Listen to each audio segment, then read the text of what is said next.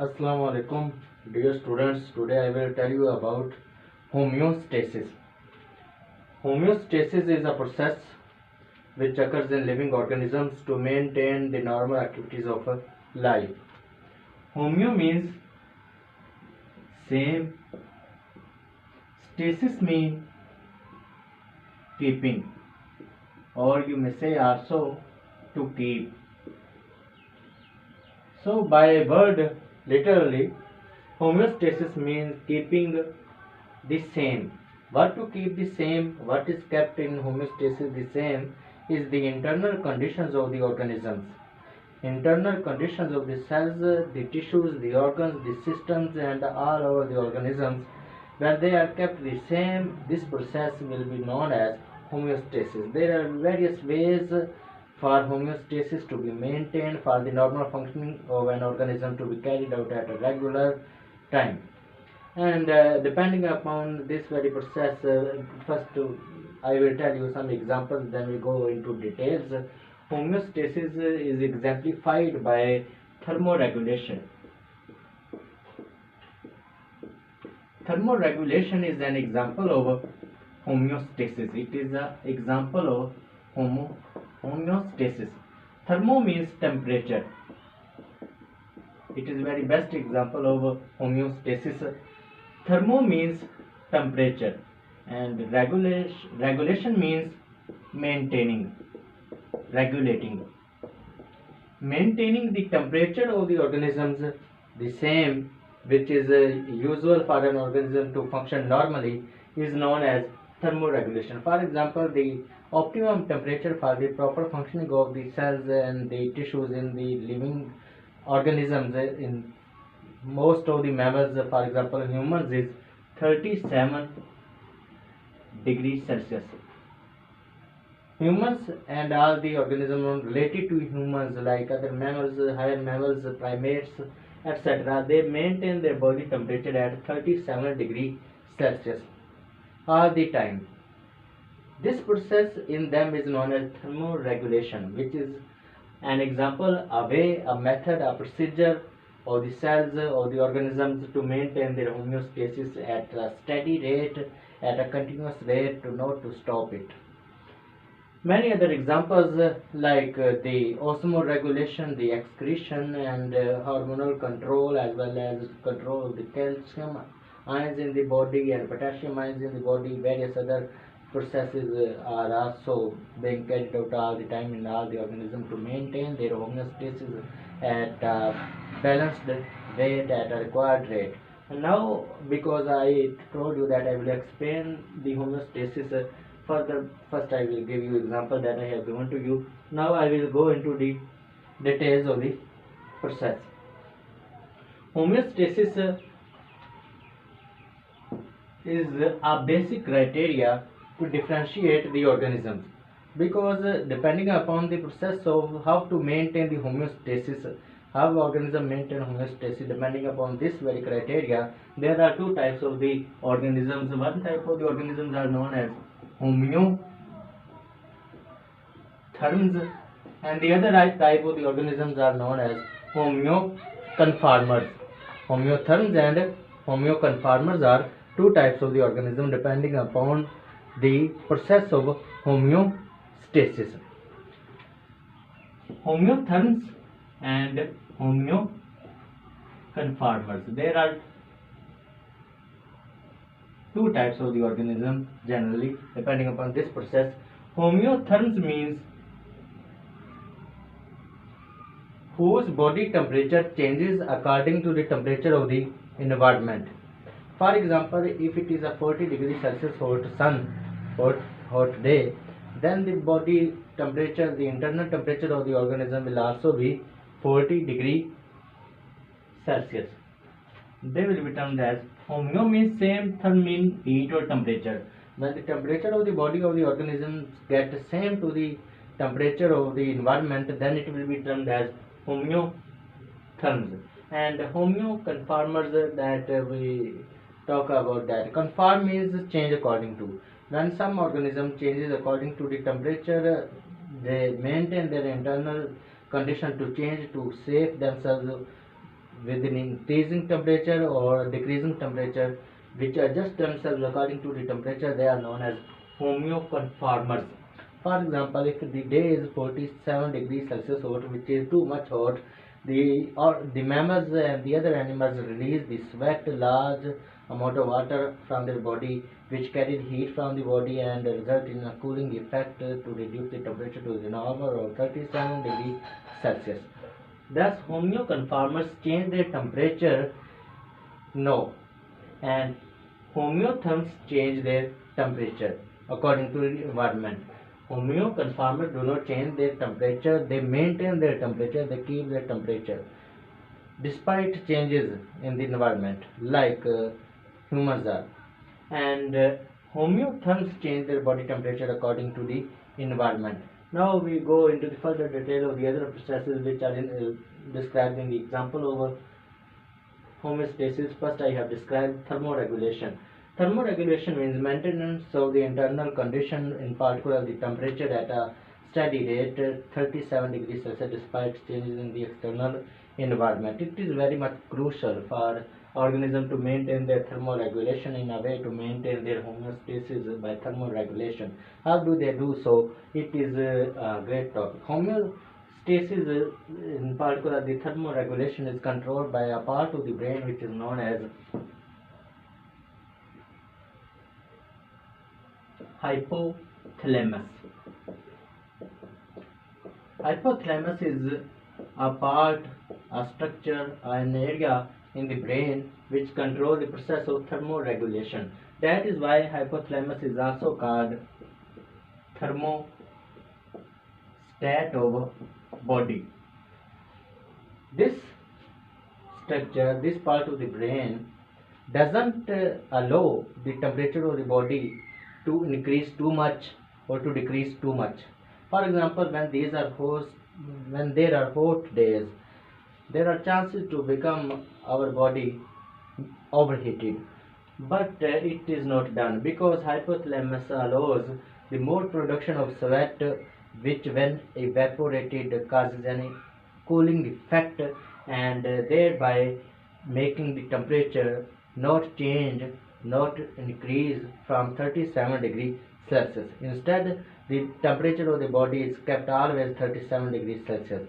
When the cold days are, when it is very much chill around you, when it is winter, your body temperature doesn't lose too much, it doesn't decrease too much, it does not even decrease, it remains at 37 degrees Celsius, it doesn't decrease a bit even.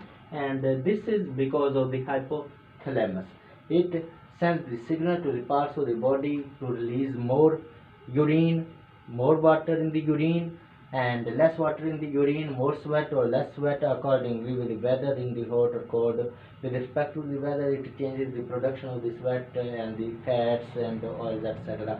When we are living in a hot environment, there is more production of sweat and it results in cooling effect. When we are living in the cold environment, there is less production of the sweat, instead more production of the urine and more production of the urine, which results in the loss of the water from the body. Also, it results in the production of more sebum, more fat, more oil on the skin, which absorbs the very low temperatures and acts as an insulator to not to allow the extremities of the temperature to damage, to change the internal temperature of the body of the organisms. In particular, we're talking about humans, as is in your book is written about this.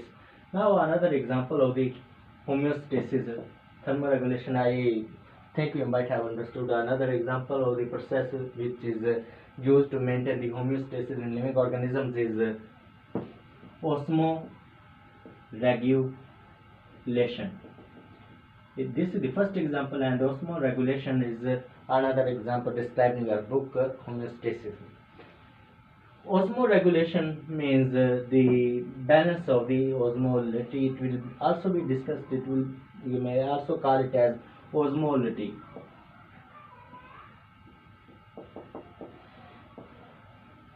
Balance of the osmolality means the Balance of the osmotic pressure. What is the osmotic pressure? I mean the pressure exerted by the water and fluids which are present in the living organisms, in all the living organisms, is balanced. A particular amount of water is required for cells to operate normally, and when it is more than that, then it will be dangerous. More than normal of anything is devastating, and it is true also in osmoregulation. In the process of osmoregulation, the fluids and water content, as well as the salts and solutes which are present, which are dissolved in the water and other fluids, are kept at balance. They are not increased too much, nor they are decreased too much. For example, if there is too much water, then cells may become overswollen, and in particular animal cells can burst, can be ruptured, which results in the death of the cells. So osmoregulation doesn't allow too much fluid to be remained in the cells.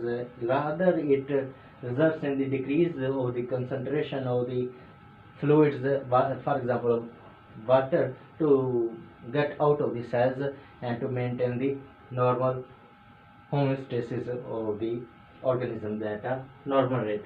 Osmoregulation also means the balance of the ions, balance of the salts, balance of the various dissolved substances which are present in the fluids, which are present in particular major fluid in the living organism. In the mammals there is water, so the balance of the water, not to decrease the water in the body of the organism, not to increase the concentration too much than the normal, because too much concentration of the water in the cell will be called dropsy, which will result in the rupturing of the cell.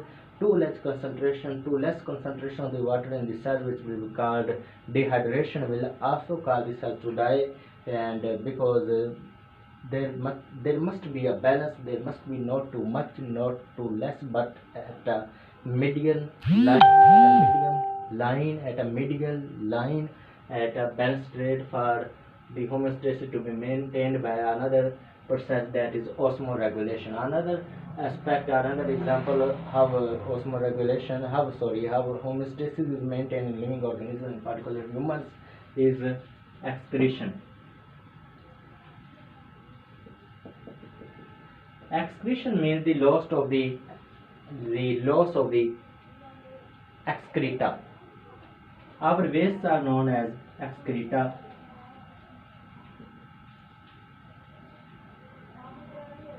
Our wastes are of two types. There are solid wastes which come out of anus, and there are liquid waste which is called urine, and it comes out of the urethra.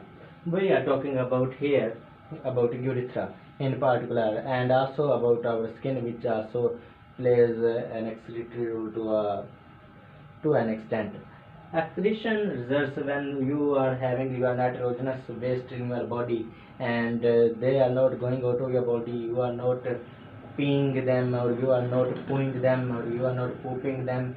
Then the pH of your body will be changed, because the waste results in the acidity or basicity in our body, and when there is no normal pH in the body, there will be no proper functioning of the enzymes, because enzymes require a proper optimum temperature for themselves to work properly. So excretion is another milestone in the homeostasis maintenance. And excretion means, X means out, excretion means release of the waste outside of the body is called excretion. And this was our topic, just an introduction to the homeostasis. Other details I will discuss to you further later on, when tomorrow. I want to say Allah Hafiz.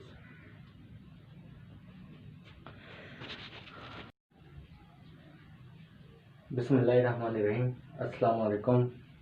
Dear students, today we will discuss about homeostasis in plants.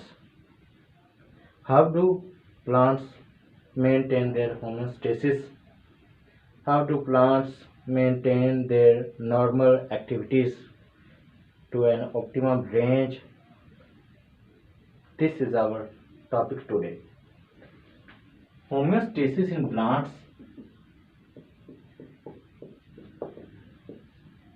is done by various ways, by many methods, very similar to the animals who maintain their homeostasis by a vast variety of techniques and methods. First of all, plants try all the time to make their homeostasis possible by opening or closing of their stomata. In particular, plants open their stomata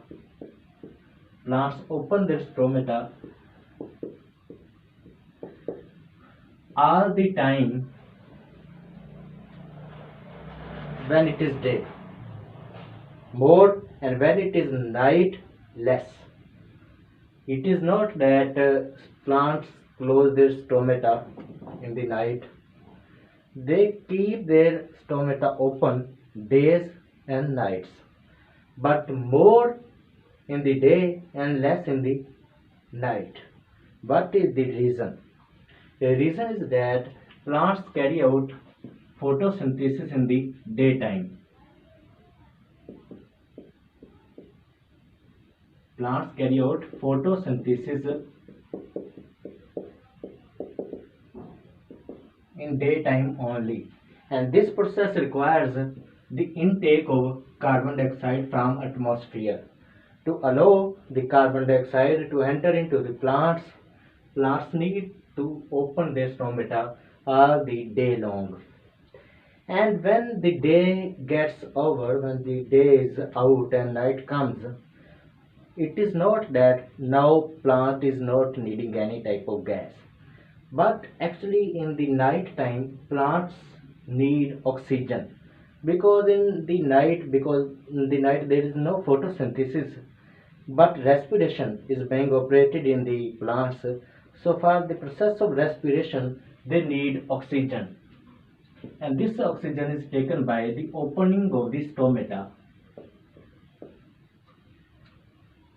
That is why plants also keep their stomata open, as most of the people believe that night time results in the closing of stomata, but it is a wrong belief.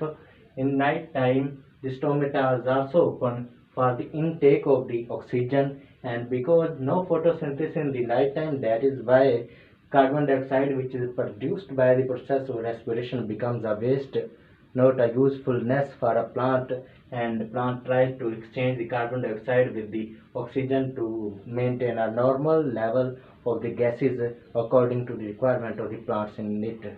Hence, plants make the homeostasis possible in them by the exchange of these gases by opening or closing of the stomata.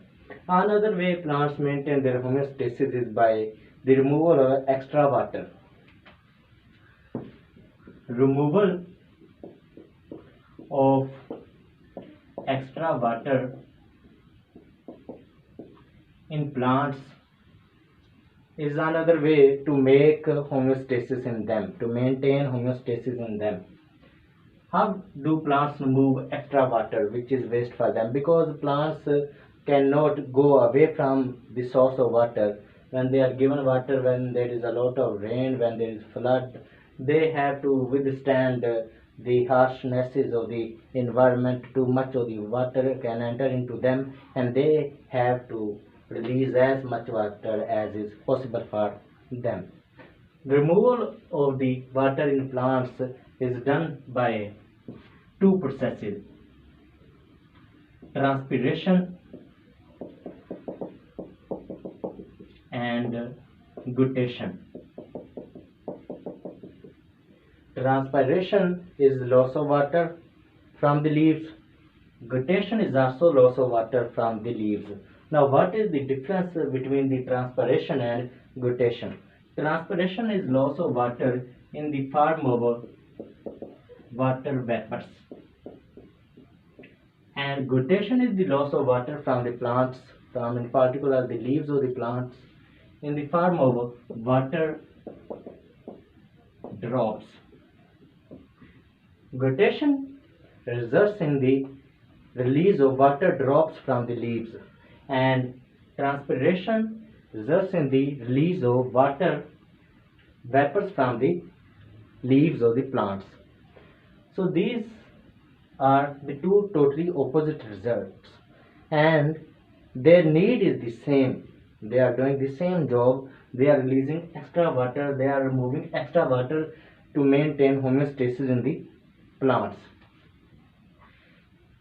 Transpiration usually occurs in the daytime because in the daytime there is more heat and there is more need of loss of water also to cool the plants. That is why it is known as a necessary evil. One thing good about transpiration is that it is giving a benefit to the plant to cool it by the evaporative loss of the water from its surface, from its leaves in particular. And guttation usually takes place in the night and in the after time of the night, usually in the morning time, when the plant is absorbing too much water, when there is too much water to the roots, the actual cause, the actual reason of the guttation is too much water available to roots. When the plant roots are submerged in the water, when they are provided with too much of the water, as is the case for hydrophytes, the plants which live totally submerged or half submerged in the water. These plants usually release too much of the water in the form of the drops by a process known as guttation. And this usually occurs in the night time and in the late part of the night or early in the morning when there is too much water. For example, if a plant which is carrying out guttation is not found in the too much amount of the or in the abundance of the water, then it will not produce water drops, it will not release water drops because it has to maintain its homeostasis. It is already having less water, it will not release it. And when a plant is having too much water, it will try to release it by transpiration as well as guttation. In particular, guttation at the morning or in the late night. Only when there is much more water available to the plant roots. And transpiration keeps on all the time when it is daytime, and its benefit is that it cools the plant, but its harmfulness of the transpiration is that it causes too much loss of the water. But it is not also too much big problem because plants have to maintain their transpiration at a normal rate, not to lose too much of the water, to maintain the amount of the water in their cells. The plants have different types. The plants which live in the excess of the watery environment, they have too much stomata to release too much amount of the water. And the plants which live in the scarcity of the water, which live in water short environments, they usually have very less stomata and the other adaptations are present in them. The plants living in excess of water, they are known as hydrophytes, and the plants living in very short amount of the water availability are known as xerophytes.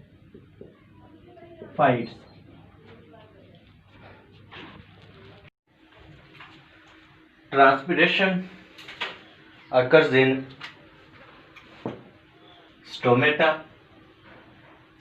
It takes place by help of small openings called stomata, which are present in leaves and green parts of a plant.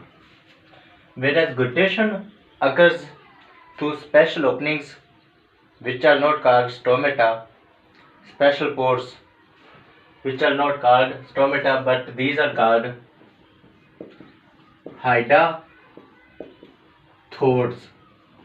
Hydathodes are actually special types of pores which are present only in leaves. Stomata are present in leaves as well as in green parts, but hydathodes in particular are present only in leaves, and these special pores are special for guttation. So another difference between guttation and transpiration is that transpiration occurs by stomata and guttation occurs through hydathodes. Early in the morning guttation and all the day transpiration. Transpiration is similar to sweating in animals.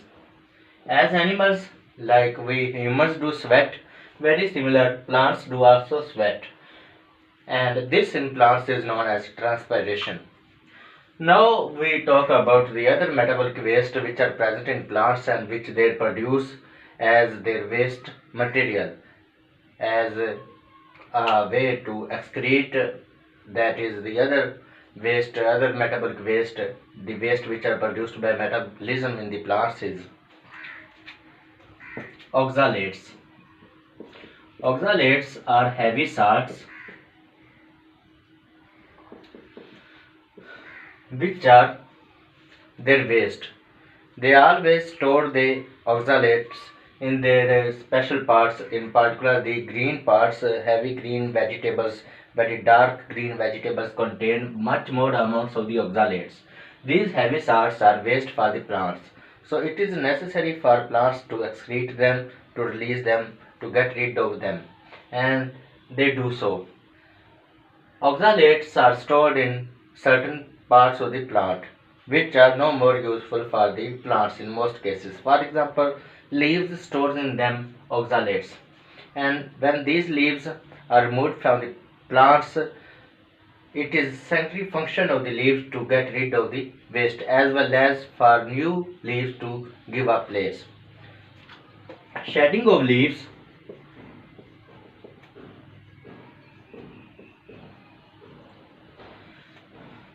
has two functions. One function is giving chance for new leaves to come in place of the old leaves. And other importance of shedding leaves, the old leaves, is that it gets removal of the wastes which are stored in them. Some leaves you have seen turn yellow.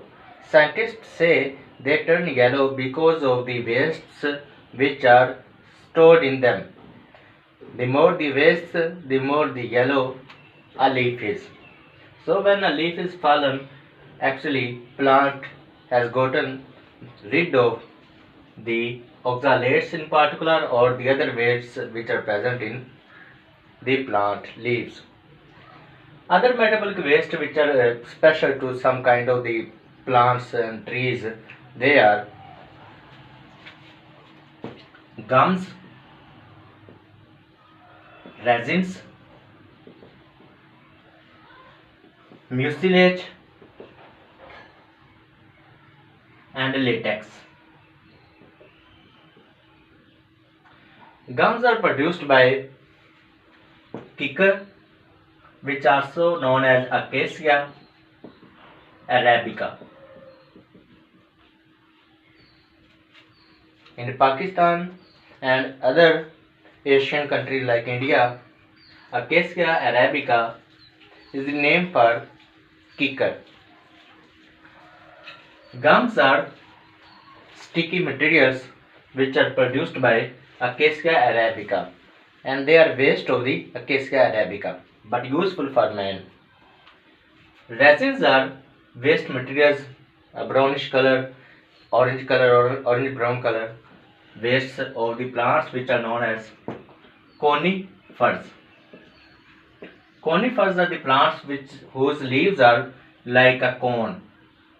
The leaves are shaped like this. One surface is pointed and other is broadened in the base. The leaves which are broad at the base but pointed at the top at the end point are known as coniferous leaves, and the plants which have them are known as conifers. Conifers produce special type of the waste which are known as resins. These are also sticky but hardened as compared to the gums, and they are used in electronics and various other industries. Mucilage is too much sticky as compared to the resins and gums. These are produced by plants for some specific roles, for some specific functions. For example, lady's finger, when you touch the lady finger, it is very much sticky. It is very much sticky because of the mucilage. Mucilage helps the plants to avoid infections because various organisms get imprisoned in the mucilage and they become dead, so they do not do any type of the harm to the plants.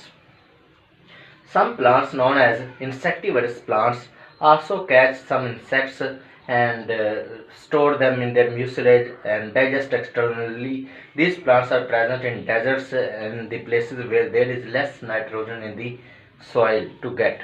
The plants which are present in the nitrogen deficient environments, they use the mucilage present on their leaves to kill the insects and then digest them externally without eating, because they have no mouth. So they release some special enzymes which break down the body of such insects which have been caught in the mucilage released by some plants known as insectivorous plants. Insectivorous plants, as well as lady's finger, which is known also as okra, produces mucilage. Now we come to the latex.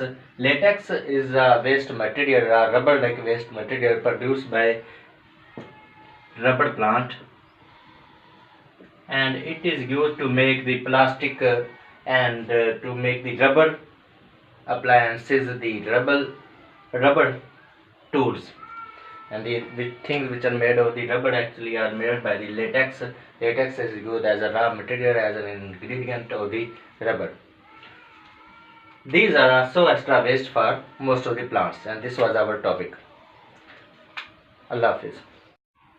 Our next topic is osmotic adjustments in plants. Osmotic adjustment means adaptations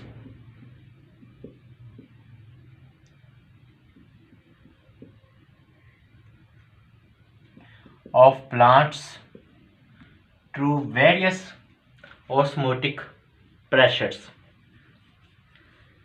Depending upon the osmolality or osmotic pressure, there are three types of plants: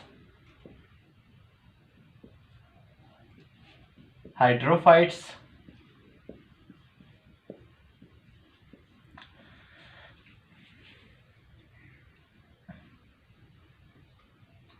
xerophytes,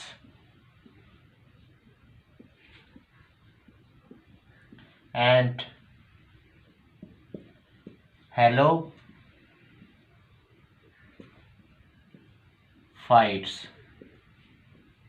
This fixed phytes mean plants.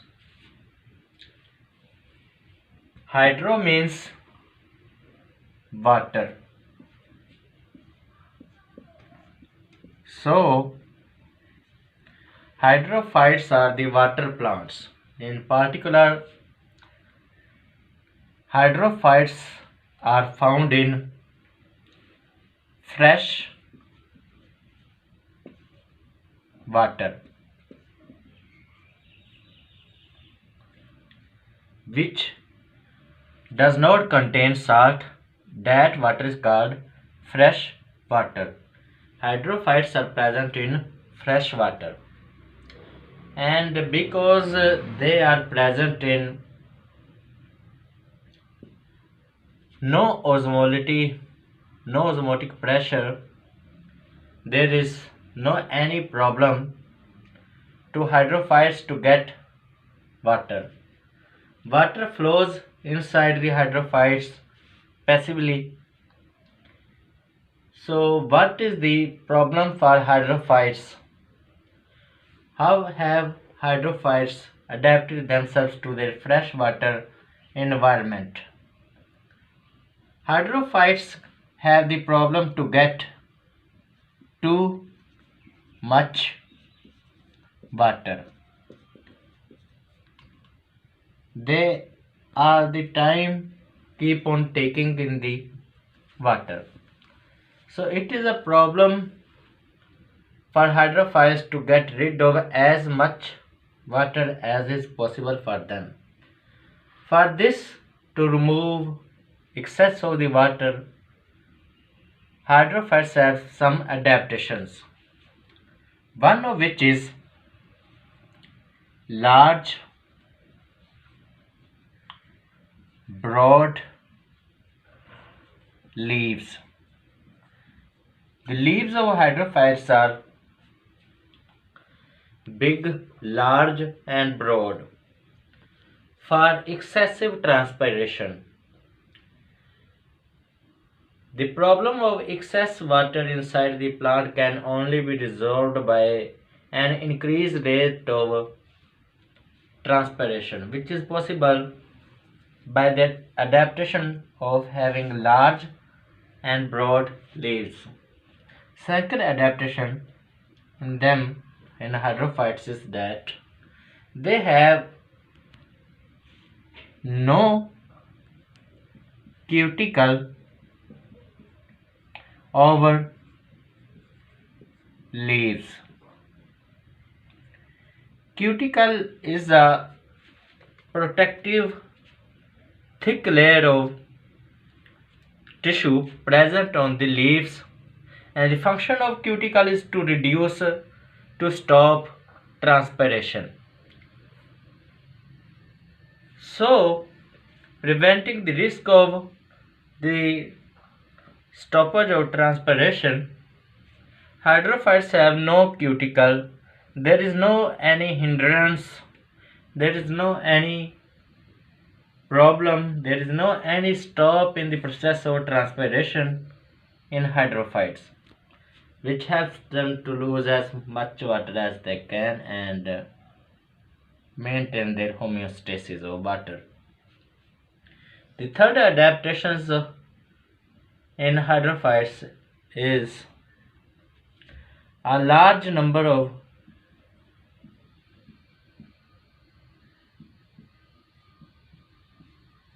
stomata.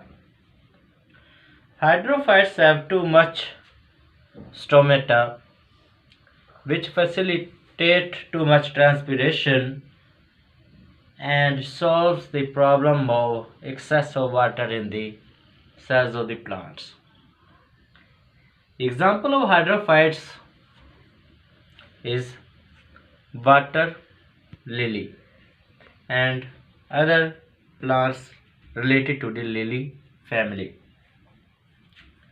Now we learn about xerophytes. As I already have told you, phytes mean plants, and here xero means dry.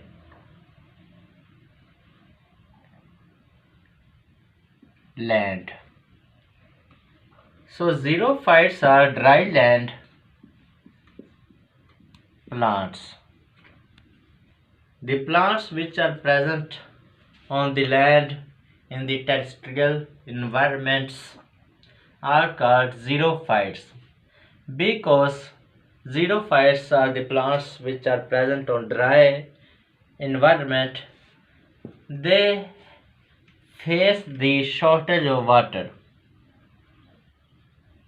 They face the shortage of water. So which are the adaptations in xerophytes to survive themselves in the shortage of water? How they do with this problem to live on dry land? The adaptations in xerophytes to live successfully on dry land are the following. First being is they have small, narrow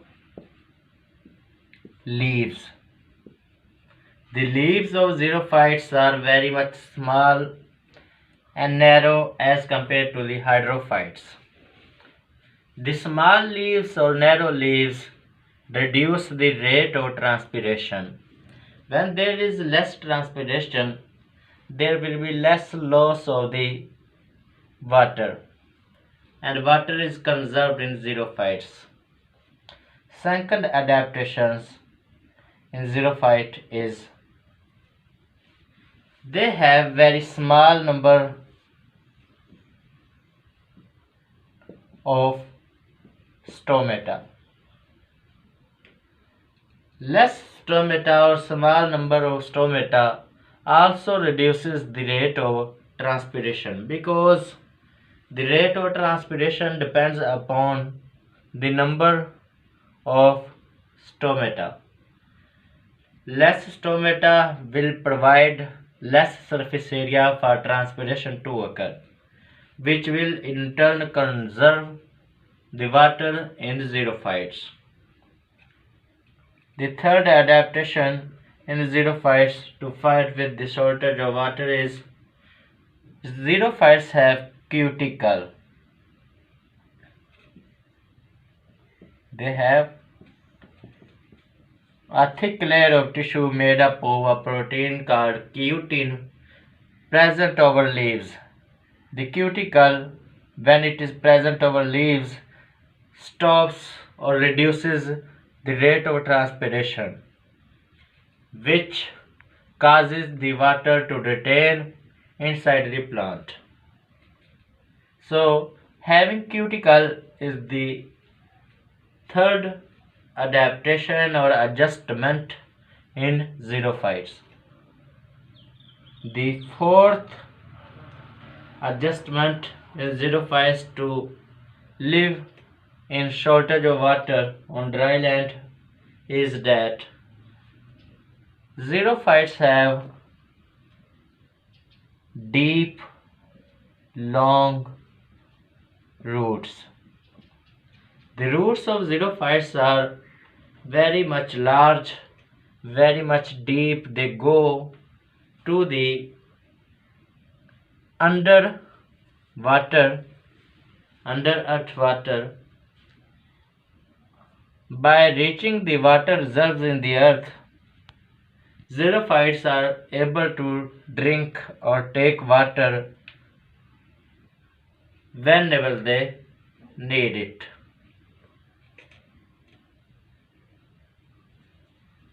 Fifth adaptation of xerophytes is succulent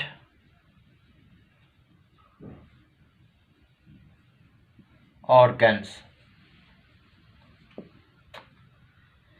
Xerophytes consist of succulent organs. Succulent means juicy. Organs means part of the xerophytes. Succulent organs are defined as the organs of xerophytes which have water stored in them.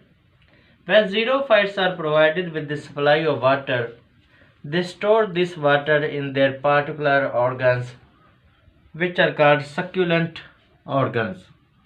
These succulent organs may be root, stem, or leaves.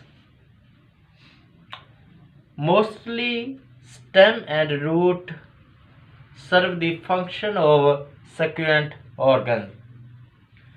Water is stored in them when it is available, and when there is no water, the stored water in the succulent organs is used by xerophytes. And by having of succulent organs, xerophytes are also able to survive in the shortage of water in dry land environments. Many cacti are an example of xerophytes. Now we discuss halophytes. Halophytes are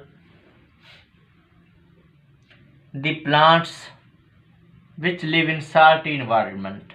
Halo means salt. Phytes mean plants. Salty plants or the salt water plants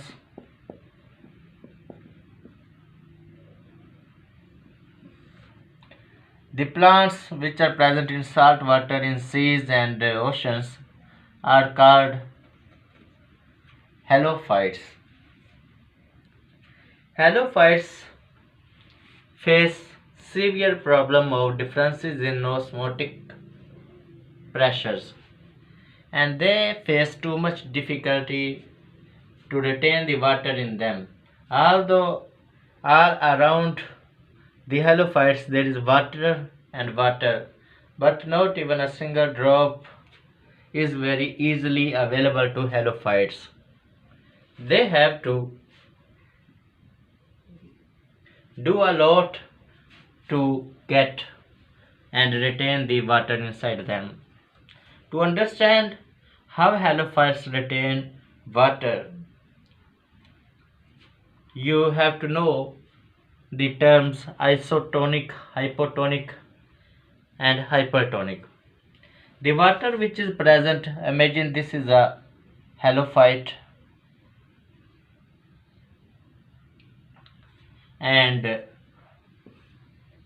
this is sea salt water around halophyte. This salt water is hypertonic because it contains too much salt, and this plant is hypotonic because it contains less salt.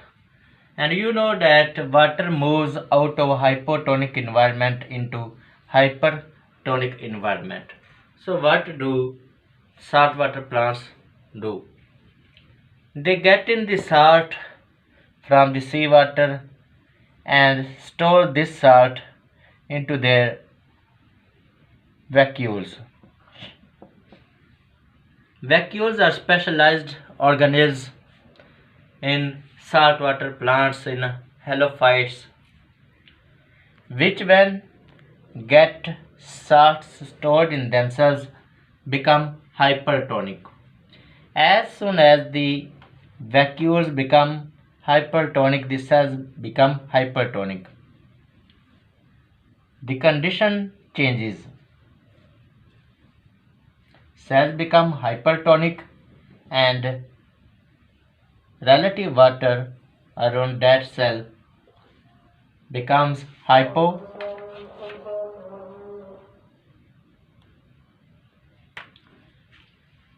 When sea water becomes hypotonic relative to the cell which is now hypertonic, water enters inside the cell, and the vacuolar membranes, the membranes of the vacuole of halophytes never allow this water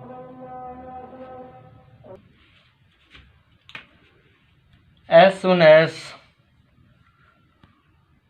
halophyte becomes hypertonic as compared to the surrounding hypotonic seawater. Water enters into the plant and it is retained by the walls of the vacuoles, never let to go until there is a need. So this is the way halophytes get in and keep water and salt inside their cells. The example of halophytes include sea grasses, etc.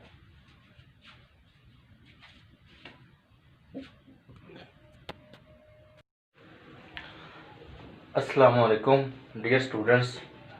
Today our topic is role of skin in humans in homeostasis. Role of skin in homeostasis. What is role of skin in homeostasis?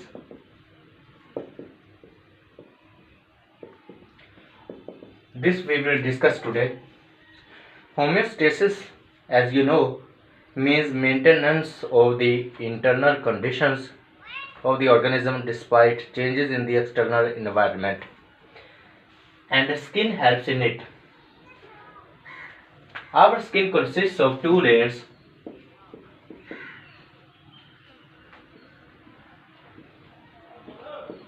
epidermis and dermis, or you may also call it as endodermis. Epidermis and endodermis, or you simply call it as dermis. These are the two layers of the skin. Epidermis is the outer layer and dermis is the inner layer. The layer of the skin which touches the environment is epidermis, and it protects the internal layer as well as the internal organs. There is nothing present, no glands, no blood supply, nothing is present in the epidermis.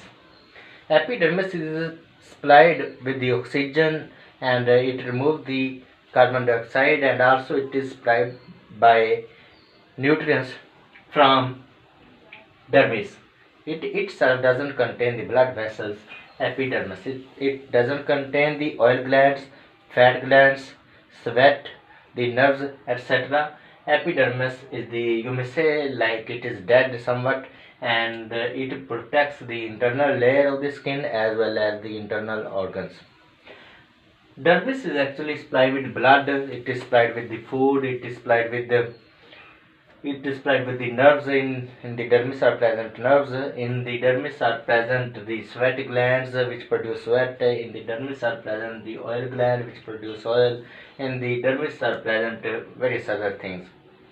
The epidermis also, the main thing which epidermis contain, and these are various type of the receptors for pain, for coldness, for hotness, which is also pain receptor, etc. are present in epidermis, but no any glands are present in the epidermis. Because we are discussing the homeostatic role of skin, we come to the topic. Our skin produces too much sweat in the hot days. Skin produces sweat in hot days, mean in summer. Because in summer the temperature around us, the atmospheric temperature gets too much high, too much increase in the temperature is in the summer, and body's core temperature, optimum temperature is 37, and it is very much needy to maintain the temperature at 37 degrees Celsius.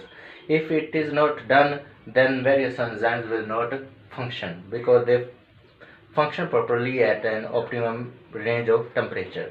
Surrounding temperature is 40 degrees Celsius. Our body temperature may become also 40 degrees Celsius, but skin doesn't do so. It helps our body to maintain its temperature at 37 degrees Celsius by producing more amount of sweat in hot days.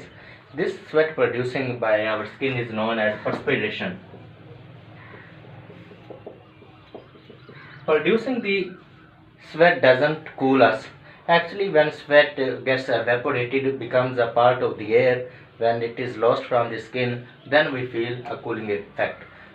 The heat which is taken by help of the sweat released on the skin, on the surface of the skin, is lost when the skin loses the water from it and it goes into the surrounding environment, and this produces a cooling effect. Not sweat release producing cooling effect, but the evaporation of the sweat from the surface of the skin produces a cooling effect, which helps us to maintain the body temperature at 37 degrees Celsius and not causes it to increase. Now, when there are hot days, when there are too much cold days, our skin produces oil and fat. In the very much cold days, like in winter days, our skin produces more oil and more fat by help of oil or fat glands. This oil and fat acts as an insulator.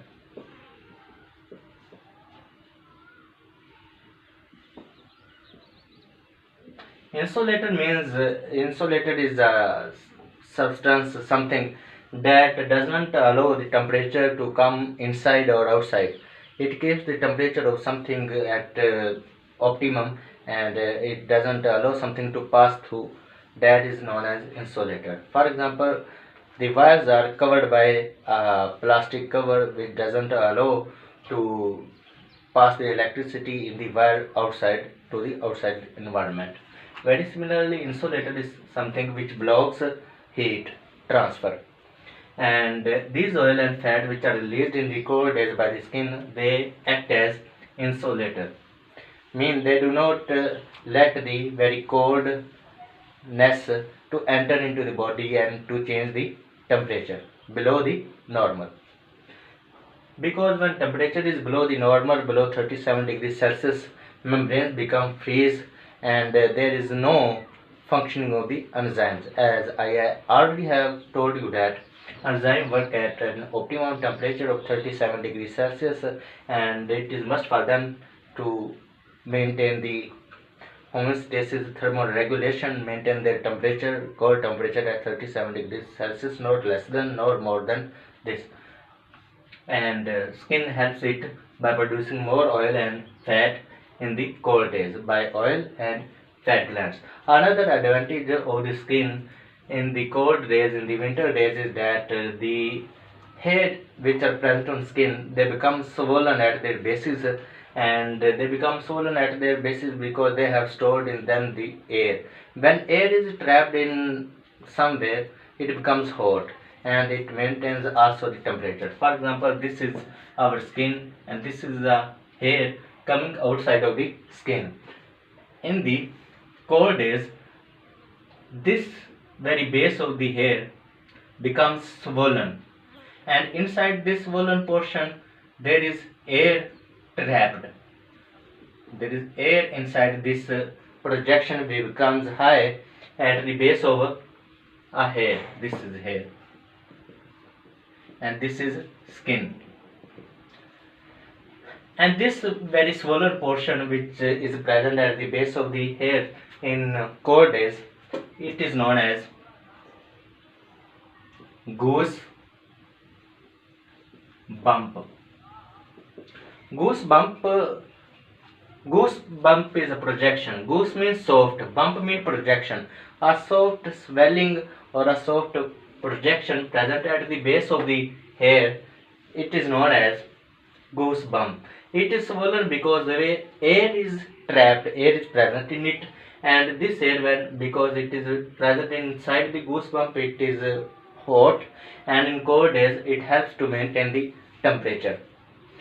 Another function of the skin in homeostasis is that it also helps in the removal of extra water in the form of sweat in hot days. And in hot days as well as in cold days, when sweat is produced in whatever the time of day or length, it also contains very minute amount of the urine, very small amount of the urine, very small amount of the urea, because everything which is containing urea is known as urine. That is why I have used the word urine, but it is more important to say the urea. Urea, very less amount of the urea is present in the sweat which is released from the skin. So skin helps in maintaining the body homeostasis by thermoregulation in cold and hot days as well as by excretion of the urea. Thank you for watching the video. Allah Hafiz.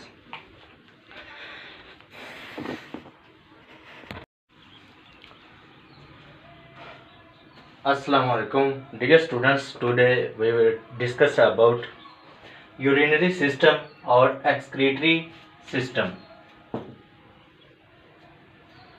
of humans.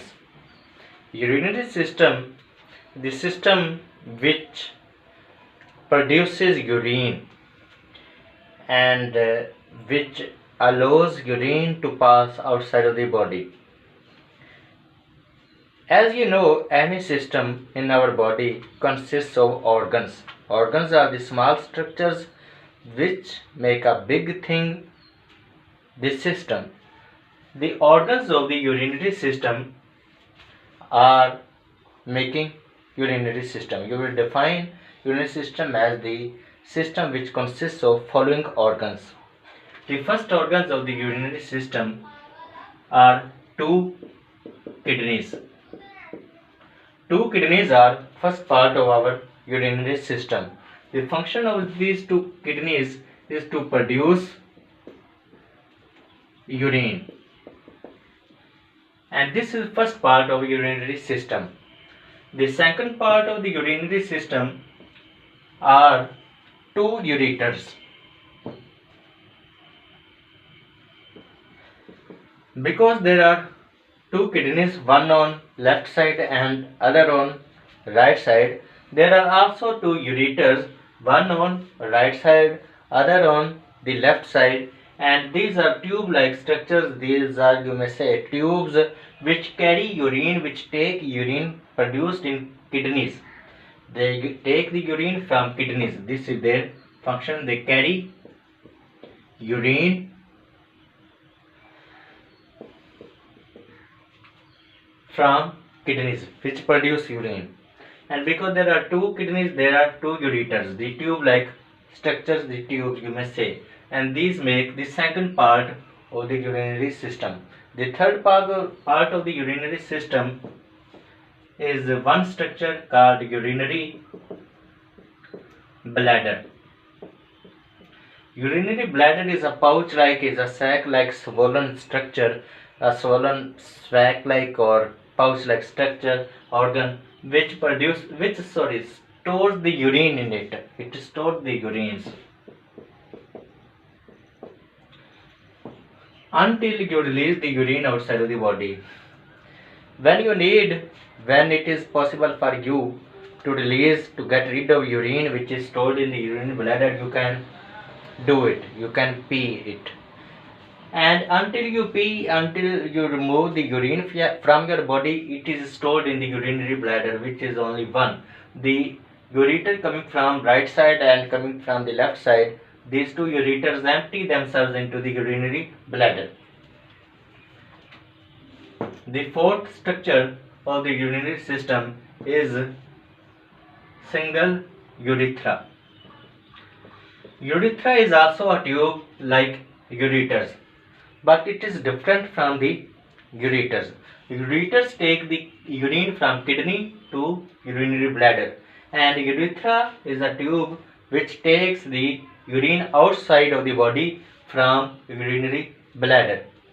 It is more long in men than in women.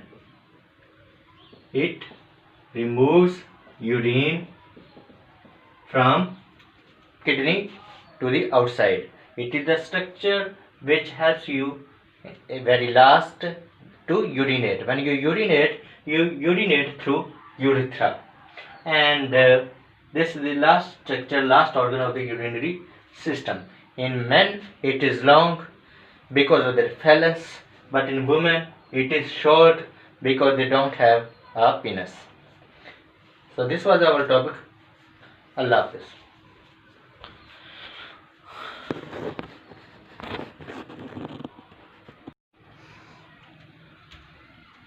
Assalamu alaikum, dear students. Today I will tell you about the kidney and its structure.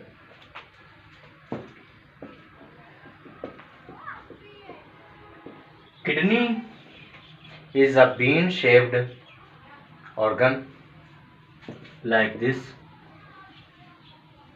It is a bean-shaped organ, and its function is to produce urine. This is the major function of the kidney, to produce urine. Its shape is like a bean.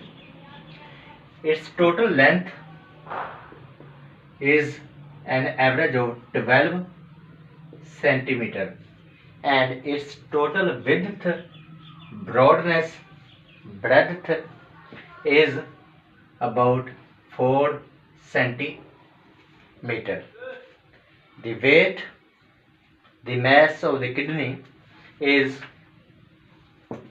from 141 to 152 gram. In males, kidneys are longer, about 14 centimeter, but in females, kidneys are smaller, about maximum of 13 centimeter. but 12 centimeter is an average length. The weight of the kidneys, an average weight of the kidneys in males is about 141 gram, and the average mass of the kidneys in females is about 152 gram. The width is also more in males as compared to in females. Now we go into the details of the structure of the kidney.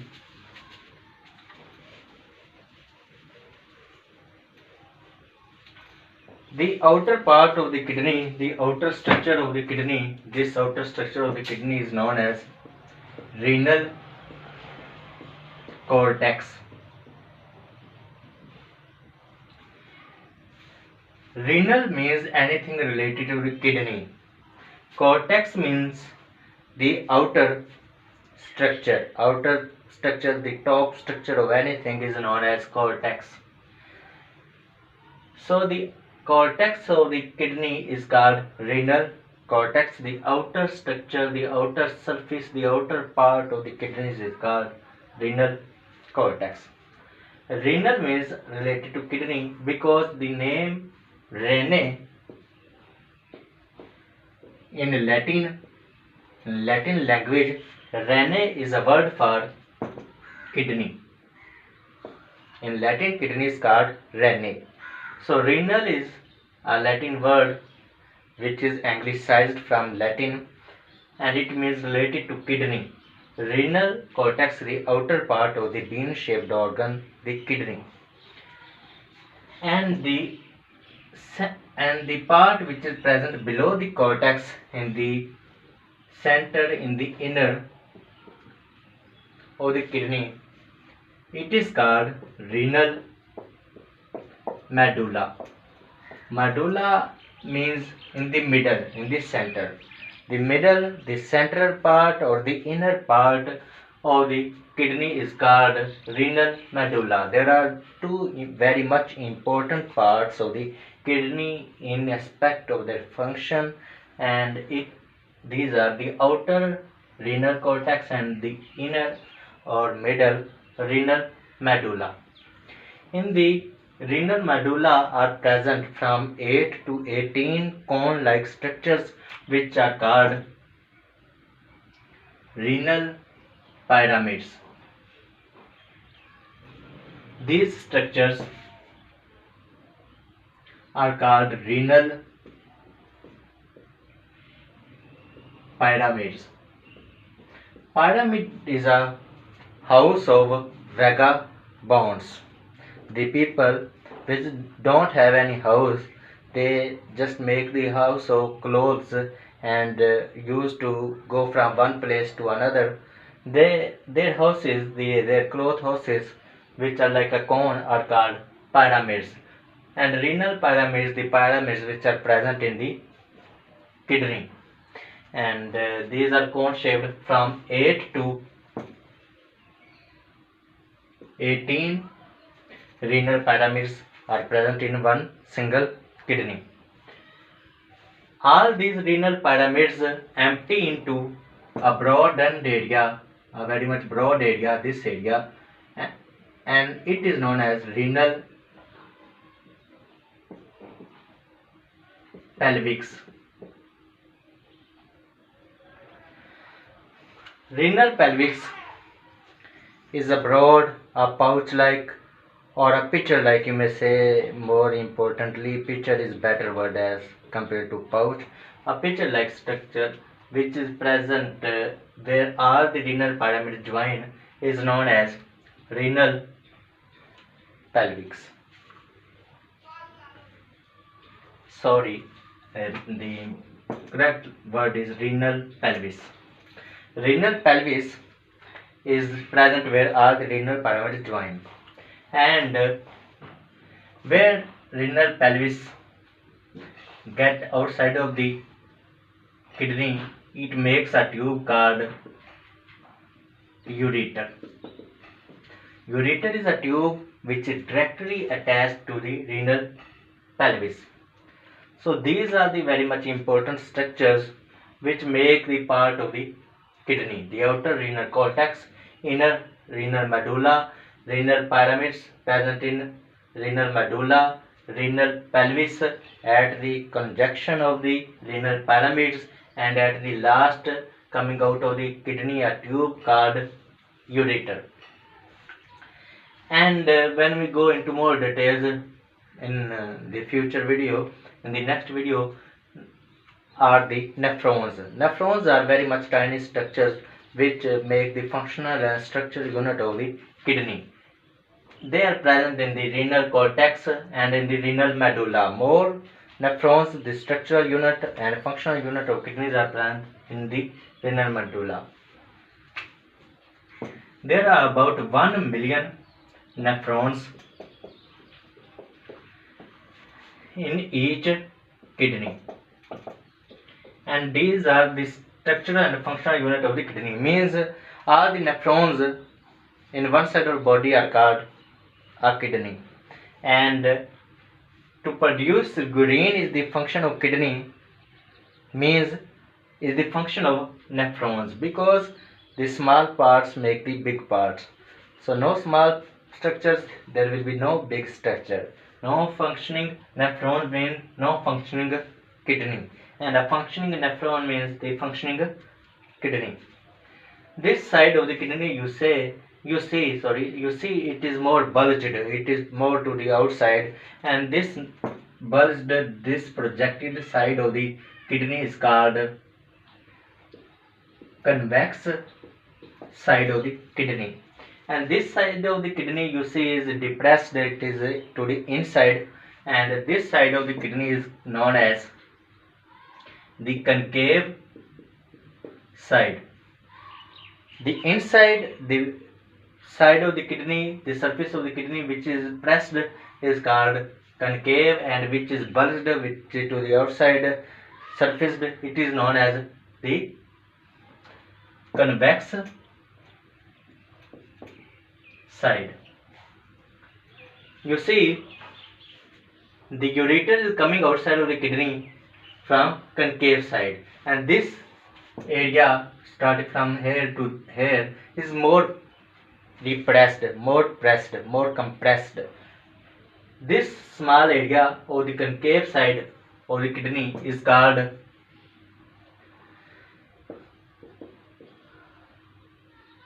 hilus. In biology, hilus is a structure which is present to the inside of the concave side, and it is usually in the center. In the center of the kidney, on the concave side, there is a more depressed, more pressed, or you may say also depressed area. This is known as hilus. Hilus is the place of the kidney where renal pelvis makes a ureter, and ureter comes outside.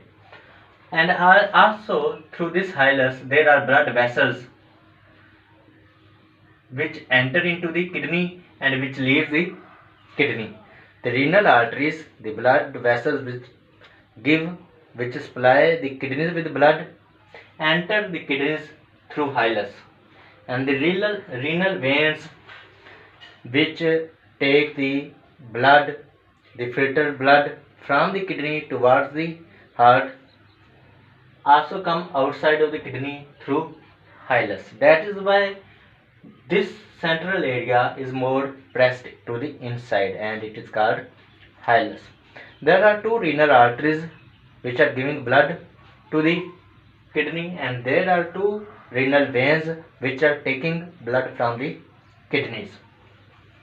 The renal cortex of the kidney is dark red, because in the renal cortex there is very less or no urine produced, but renal medulla is pale red, mean it is yellowish, because renal medulla has more urine produced. That is why its color is pale red. Also, moreover, we will tell you, we will be informed about that about 20% of the blood enters the kidneys. Kidneys are although very small structures, but they have to filter all the blood. They have to remove urea present in all the blood.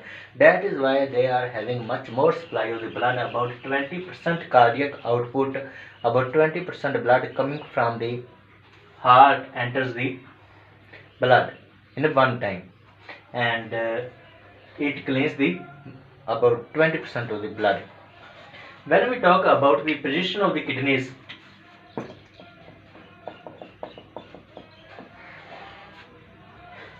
there is one kidney on the right side and one on the left side. The kidney present on the right side is right kidney is smaller and lower in position as compared to the left kidney. Left kidney is larger as compared to the right kidney, and also it is higher in its position. Kidneys are present just below the diaphragm. A muscular structure present below the ribs is known as diaphragm, and below the diaphragm are present kidneys. Below the diaphragm and in the upper abdomen, in the upper belly, kidneys are present. And right kidney is smaller and lower as compared to left kidney, which is larger and higher. Why right kidney is lower in its position? Because in the right side there is a big lobe of the liver. To give place to the liver, the right kidney becomes lower and small in size, and the left kidney has no problem of its place. That is why it is higher as well as larger in size. The structural and functional unit of the kidneys are nephrons, about which we will talk in the next video. Allah Hafiz.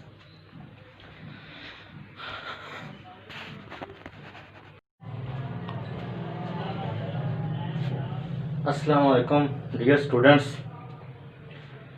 Today I will tell you about nephron and its structure.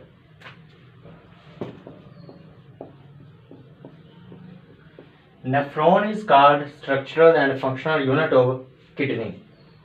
The function and structure of kidney depends upon the function and structure of nephron. These are very small structures which many together make a big structure, a kidney. In one kidney there are about 1 million nephrons. The structure of nephron is like this.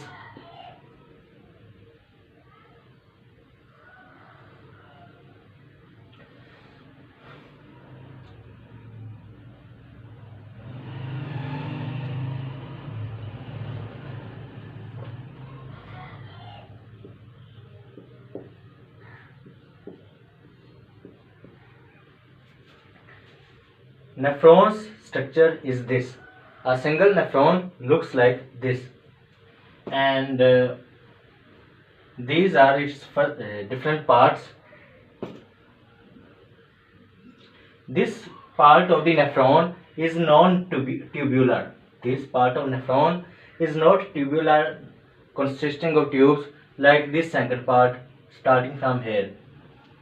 This part is called, this first part of the nephron is called renal corpuscle,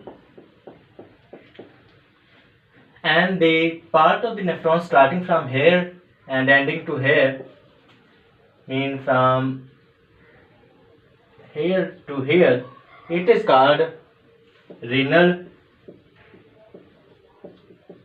tubule. The non-tubular part, the first part of the nephron is called renal corpuscle, and the tubular part of the nephron is called renal tubule. Now we go into detail of the structure of the nephron. The first part, the renal corpuscle, consists of two parts. One, this complex structure, it is called Bowman's capsule. This very first part, this structure like a bow, like a cup, is called Bowman's capsule. You know what is bow? Bow is a tool like this which bowmen use to cast their arrows at their enemies. That is why Bowman's capsule. And this inside the capsule, it is not the food. Actually, it is a mesh of blood capillaries. Very much small blood capillaries, blood vessels are present inside or around the Bowman capsule. All of these together are called glomerulus. Glomerulus is a network of capillaries surrounding the renal capsule or Bowman capsule. So in the first part of the nephron there are two structures, Bowman's capsule and glomerulus. Now we talk about the second part of the nephron. Second part of the nephron is tubular at two ends and non-tubular. The second part or the tubular part of the nephron is convoluted at two sides and non-convoluted in the center. Convoluted means twisted. This first part of the renal tubule is convoluted, and this last part of the renal tubule is also convoluted, means it is having a twist, it is having bends. Because this convoluted portion of the renal tubule is very much close to the Bowman capsule, that is why it is called proximal convoluted tubule. The word proximal is used in anatomy to refer to something which is closer to the center. Because the first part of the renal tubule is convoluted and it is very much close to Bowman capsule, the center, that is why it is called proximal convoluted tubule. And this last convoluted portion of the renal tubule is called distal convoluted tubule. Distal means away from center. For example, eyes are proximal to our nose because they are near to nose, and our feet are distal to nose because they are far away from the nose. This portion is away from the Bowman capsule, that is why this portion of renal tubule is called distal convoluted tubule. Between these two, the proximal convoluted tubule and distal convoluted tubule, there is a U-shaped portion. It is called collectively this U-shaped structure. The U-shaped portion of the renal tubule is called loop of Henle, because a scientist named Henle described it. That is why it is called loop of Henle. This arm, the loop of Henle has two arms, this one and this two. This arm, which is attached to the proximal convoluted tubule, it is called descending, and this arm or this limb, which is going upwards to the distal convoluted tubule, it is called ascending limb. All the distal convoluted tubules or many nephrons, distal convoluted tubules, empty themselves into a duct which is called collecting duct. The distal convoluted tubules of many nephrons join together to make one collecting duct, and many collecting ducts join together to make a papillary duct. These papillary ducts, like this is papillary duct. Many papillary ducts join together to make renal pelvis, the last portion of the kidney. And the renal pelvis, remember, it is not a part of nephron. So this was our topic today.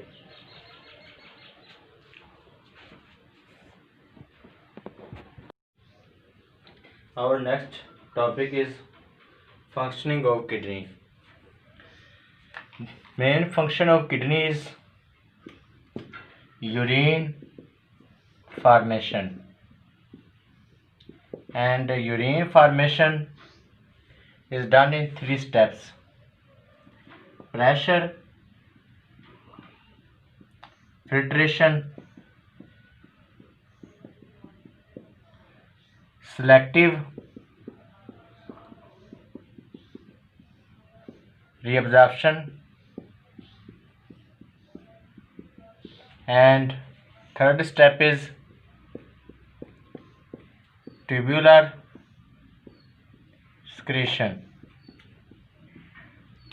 Pressure filtration means due to high pressure in glomerulus, filtering of blood. When blood enters in the glomerulus, there is high blood pressure.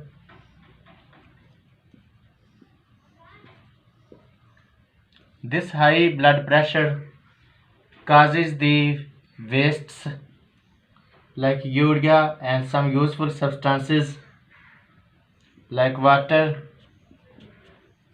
glucose, salts to come into Bowman's capsule.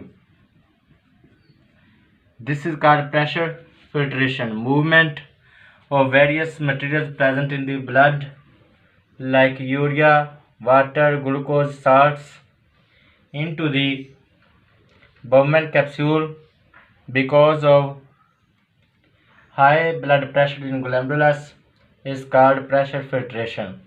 All the materials which enter the Bowman capsule are called glomerular filtrate. The next step, selective reabsorption, involves the reabsorption or retaking of the useful substances which have entered into Bowman capsule from glomerulus. In selective reabsorption, about 99% glomerular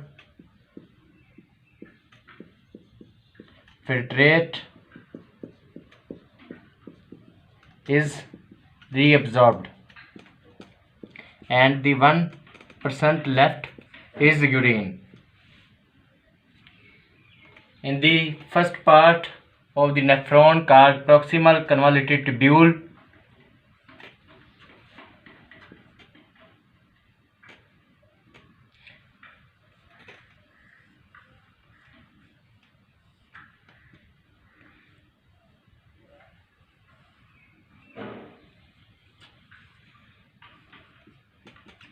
in this first part, which is called proximal convoluted tubule, reabsorption of glucose and water is done by diffusion, simple process. In this part, loop of Henle, reabsorption of water and salt is done. Descending limb is involved in the reabsorption of water, and ascending limb of loop of Henle is involved in the reabsorption of salts, which create osmotic pressure differences and increase the process of reabsorption. Now the leftover water and ions etc. are reabsorbed at distal convoluted tubule until the filtrate reaches the collecting duct. There is just urine. In the third step, tubular excretion, various signs like creatinine etc. are released into the nephron from the blood to maintain the pH of blood at an optimum of 7.35 to 7.45. All the materials in the collecting duct are called urine. This is definition of urine. The glomerular filtrate present in the last part of the nephron in the collecting duct is called urine, and daily urine output is about 1.4 liter for an average person. It is 1% of the filtrate. About 99% of filtrate has resolved in selectivity absorption. Second step of the urine formation. Our next topic is osmoregulatory function of kidney.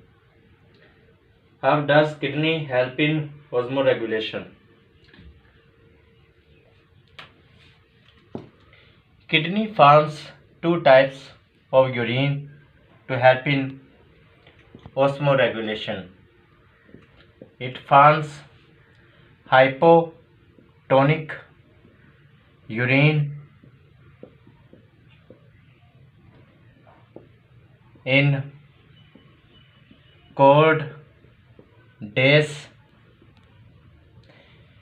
because in cold days there is no sweating, so there is a need for extra water to be removed through urine.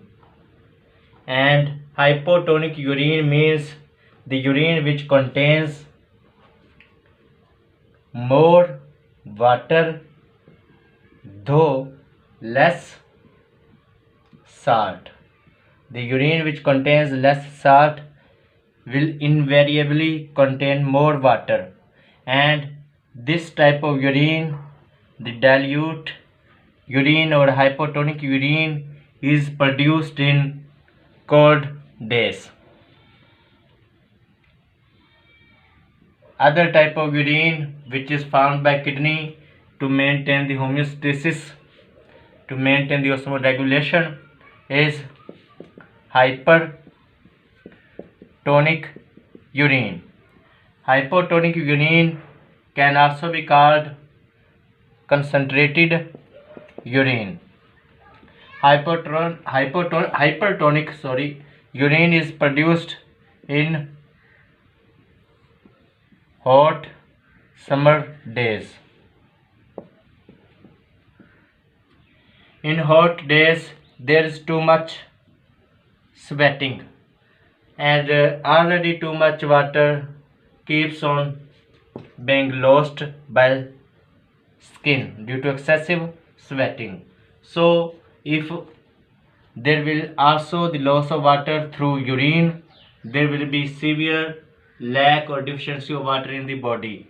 So in the hot days kidneys form hypertonic urine, the urine which contains less water but more salt.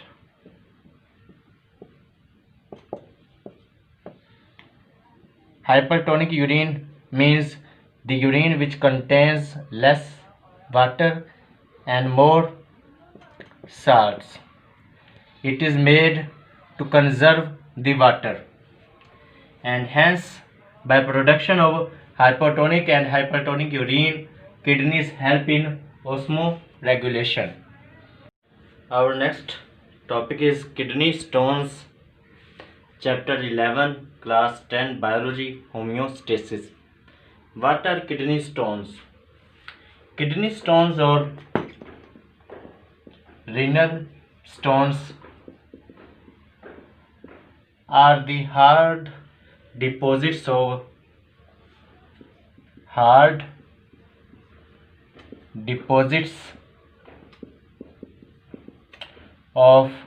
heavy salts like oxalates in the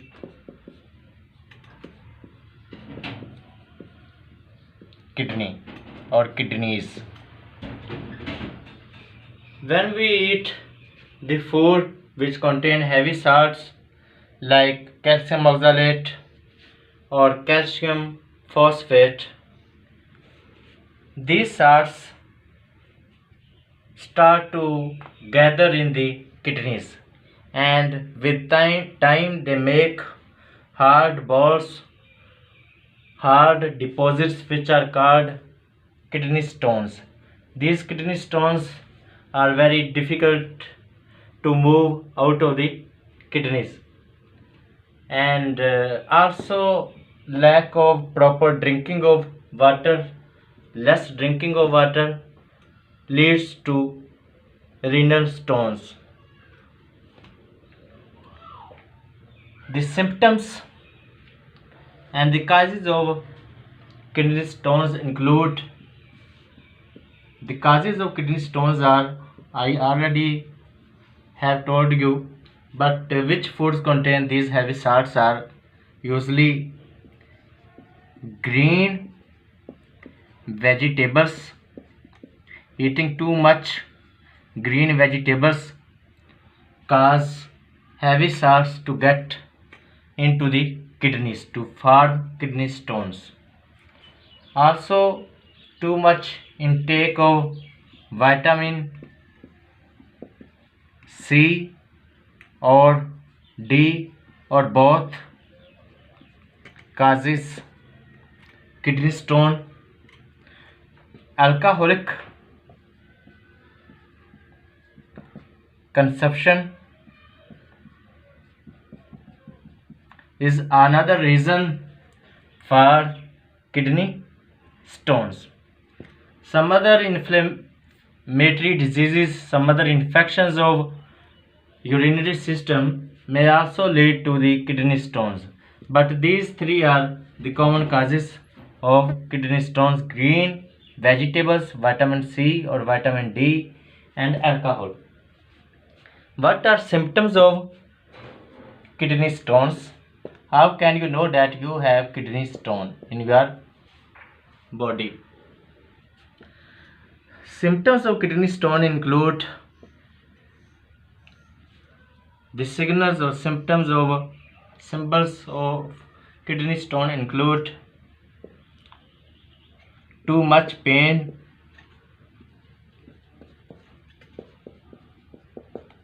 in lower abdomen.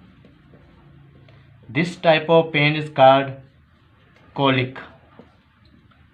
This is the most common symptom of kidney stone. Second symptom of kidney stone is frequent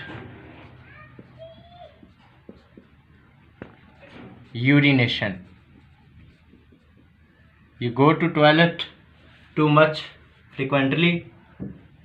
Third main symptom of kidney stone is foul smelling urine. Means your urine smells very bad. Kidney stone can be treated by drinking plenty of water. About 90% kidney stone can be resolved by drinking water.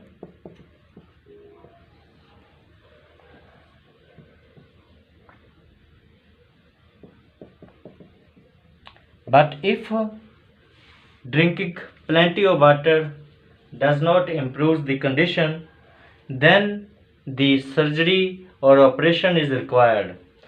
In surgery, the kidney stones are removed by surgical tools by some surgeon, and if you don't want to be a victim of a surgeon, then there is another technique, another treatment for kidney stones which called lithotripsy.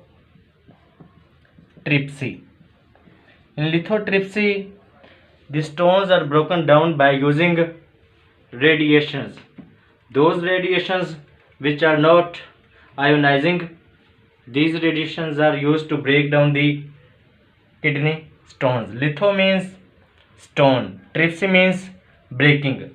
Breaking the kidney stones by use of radiation from outside the body. These radiations only and only fall on the kidney stones, and they break down the kidney stones into sand like material, which is then removed with the urine outside the body.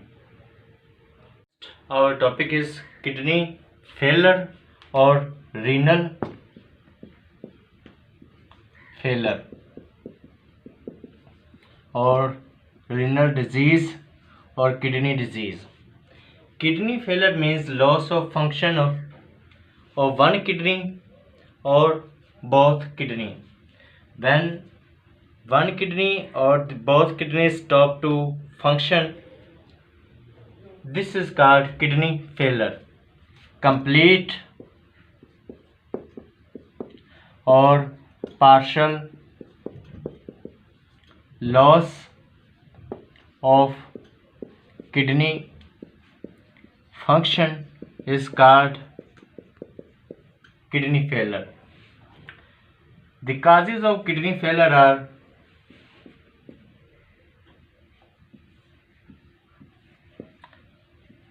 hypertension. Hypertension means too much blood pressure, high blood pressure, and diabetes mellitus alias sugars, a disease which commonly called sugars, and the scientific name diabetes mellitus is also a cause of renal or kidney failure. Some anti-inflammatory drugs may also lead to kidney failure. When kidney stones are not treated, they may also cause kidney failure. What are symptoms of kidney failure? How you know that you are a patient of kidney failure and you need the kidney treatment? The symptoms of kidney failure include urea in blood, uric acid in blood, because the function of kidney is to separate urea or uric acid from the blood, but now kidneys are not functioning normally. That is why urea or uric acid will be in the blood and will not be removed by the kidneys outside of the blood into the urine. Due to remaining of urea or uric acid in the blood, there may be swelling in hands, feet, legs, etc. They will start to collect in weight-bearing parts of the body, which will be swollen as a result. This is symptom of kidney failure. Other symptom of kidney failure include weight loss, becoming too much thin, and breath shortness, difficulty in breathing, also vomiting and nausea are symptoms of kidney failure. Nausea means a feeling to vomit, and vomiting means to release what you have eaten from your bowels to the outside of the body, from your intestines to the outside of the body. And how kidney failure be treated? How kidney failure is treated? That is, there are two methods, two proper techniques, and these include dialysis and kidney transplant.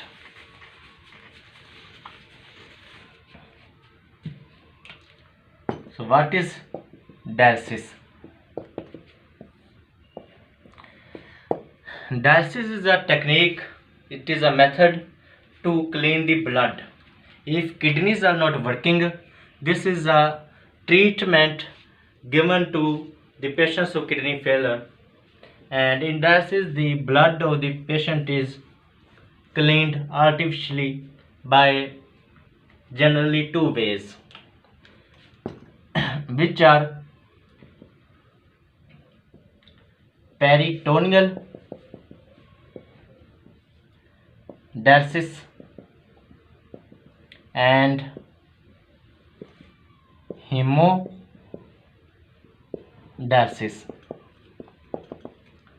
Dialysis means cleaning of blood by artificial means, not by the kidneys.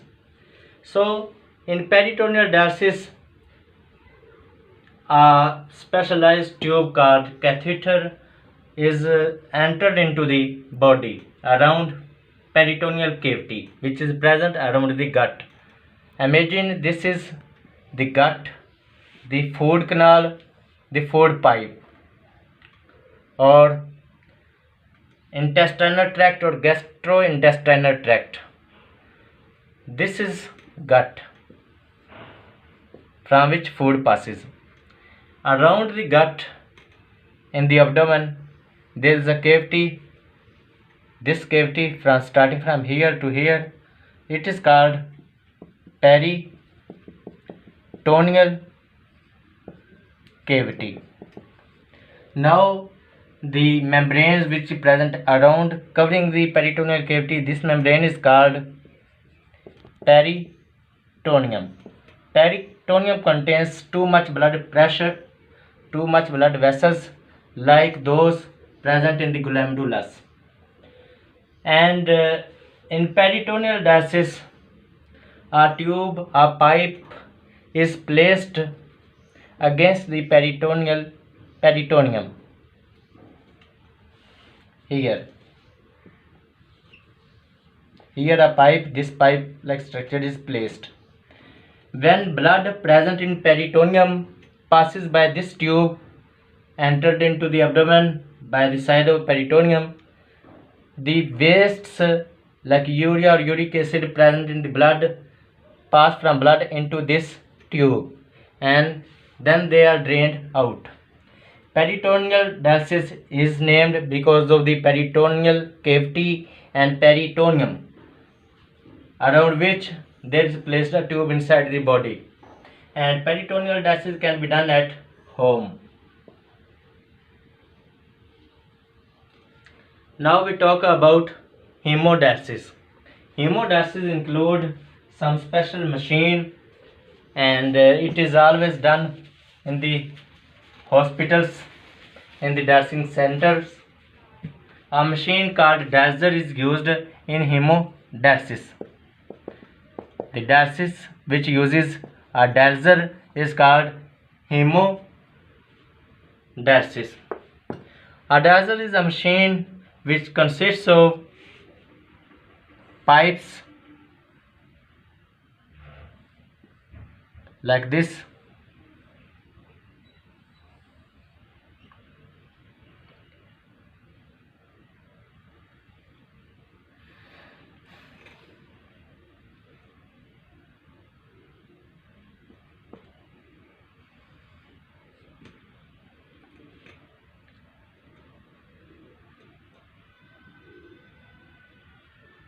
These pipes or tubes are semi-permeable. The walls of these tubes or pipes are semi-permeable, means various materials can cross the walls easily.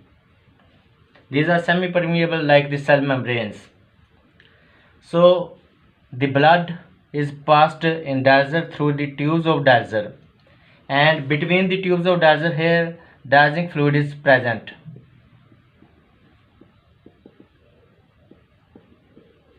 When blood passes through the tubes of the dialyzer, the urea and other wastes present in the blood move out of the blood into the dialysing fluid, which is removed until the material, the filtrate, enters in the last tube of the dialyzer it has become completely clean. The blood from artery of patient is taken into dialyzer, and the blood from dialyzer is entered into the vein of the patient. The tubes of the dialyzer are semi-permeable. When the blood is passing through the tubes of dialyzer, the wastes present in the blood move out of the blood into the dialysing fluid present between the tubes, which is removed from the dialyzer, and continuously fresh dialysing fluid is added to in the dialyzer. Hemodialysis cannot be done at home. For hemodialysis, you have to go to the dialysing centers. Another method to treat the kidney failure, and the best method according to me to treat the kidney failure, is kidney transplant. Kidney transplant means replacement of the damaged kidney with the healthy kidney. Replacement of failed kidney with healthy kidney. This may be one kidney replaced with the healthy kidney or both kidneys. The replace of the failed kidney with healthy kidney is called kidney transplant. And for kidney transplant, there is one condition, and this condition includes matching of blood proteins. Means a person who is donating his kidney, who is giving his kidney, the donor must have the proteins similar to those of the person who is receiving, who is receptor of the kidney. The blood proteins of donor and recipient must be matched, must be similar. This means the blood groups of donor and recipient must be same. If this condition is not met, there will be transplant rejection. Transplant rejection means if you have not properly matched the blood groups and blindlessly you have performed the kidney transplant, then the transplanted kidney will also destroy the healthy kidney, or if no healthy kidney is present, it will be destroyed on its own by the proteins present in the blood. A transplanted kidney usually works as long as for about 15 years. After this, you need a new kidney transplant. Kidney transplant is possible if someone offers you or donates you kidney depending upon his will. If you forcibly take the kidney from a person, then it is a crime, and legal donation of kidney is necessary for successful kidney transplant. Also, the matching of the blood proteins means the matching of blood groups is an important factor.